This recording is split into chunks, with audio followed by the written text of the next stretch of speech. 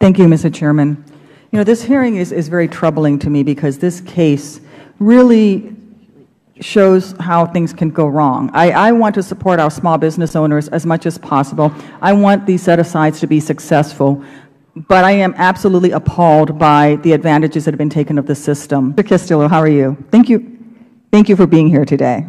I am not well, but you're welcome. All right. So your foot hurt? Your left foot?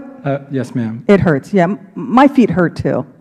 In fact, the balls of my feet burn continuously, and I feel like there's a nail being hammered into my right heel right now. So I can understand pain and suffering and how service connection can actually cause long-term, unremitting, unyielding, unstoppable pain. So I'm sorry that twisting your ankle in high school has now come back to hurt you in such a painful way, if also opportune for you to gain this status for your business as you were trying to compete for contracts. I also understand why you know, something can take years to manifest themselves from when you hurt them. In fact, I have a dear friend who sprayed Agent Orange out of his Huey in Vietnam, who it took 40 years for the leukemia to actually manifest itself, and he died 6 months later. So I can see how military service, while at the time you seemed very healthy, could 40 years later result in devastating injury. So can you tell me if you hurt your left foot again during your football career subsequently to twisting it in high school?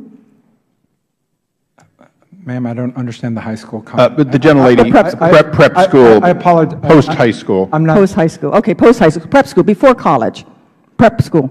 Did you injure your left foot again after prep school? I'm not sure I understand the question, ma'am. You played football in college, correct? Yes, ma'am. As a quarterback?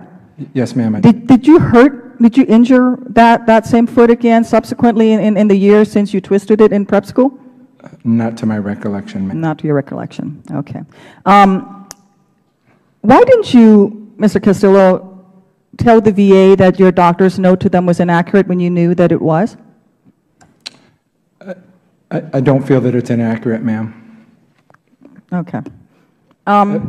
Yes, let me ask you this. Do you feel that the 30% rating that you have for the scars and the pain in your foot is accurate to the sacrifices that you've made for this nation? That the VA decision is accurate in your case? Yes, ma'am, I do. You know, my right arm was essentially blown off and reattached. I spent a year in limb salvage with over a dozen surgeries over that time period. And in fact, we thought we would lose my arm, and I'm still in danger of possibly losing my arm. I can't feel it. I can't feel my 3 fingers. My disability rating for that arm is 20%.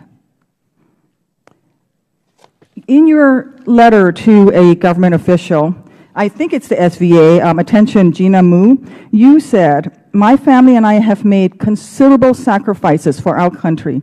My service-connected disability status should serve as a testimony to that end.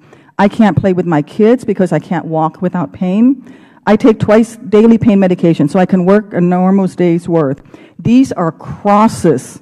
These are crosses that I bear due to my service to our great country, and I would do it again to protect this great country."